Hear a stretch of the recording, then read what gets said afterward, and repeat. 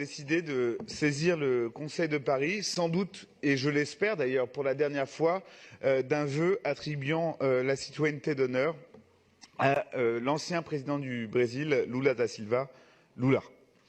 Je voudrais d'abord rappeler ce qu'est la citoyenneté d'honneur de la ville de Paris, parce que je ne voudrais pas qu'il y ait d'incompréhension.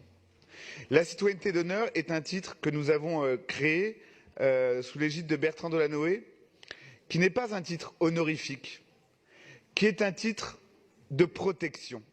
Attribuer une citoyenneté d'honneur, défendre quelqu'un, ce n'est pas, quand il s'agit d'un homme politique, dire que l'on est d'accord avec lui, dire que l'on est de gauche, de son camp, que l'on apprécie son bilan, cela n'a même rien à voir.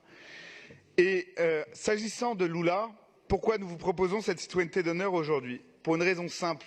Non pas parce que c'était un grand président de gauche d'un grand pays, non pas parce qu'un pouvoir funeste a pris sa suite, mais tout simplement parce que nous avons aujourd'hui la conviction, à la suite des révélations faites par le journal The Intercept au mois de juin dernier, que l'enquête qui s'appelait Lava Jato, qui a visé le président Lula, a été motivée par des considérations qui étaient purement politiques, pour empêcher celui qui était alors le favori d'une élection présidentielle de se présenter, de le déclarer inéligible et de l'incarcérer, et qu'il est encore à ce jour incarcéré.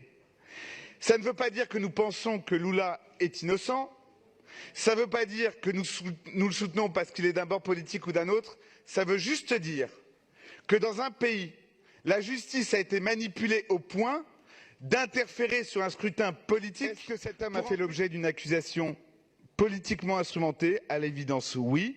Est-ce qu'il est empêché? À l'évidence, oui. Est-ce qu'on a donc infléchi sur un scrutin politique majeur dans un grand pays et qui a contribué à une confiscation de la démocratie dans ce pays? À l'évidence, oui. Pour ces raisons-là, et pour ces raisons-là seulement, je vous demande de voter la citoyenneté d'honneur de M. Lula da Silva.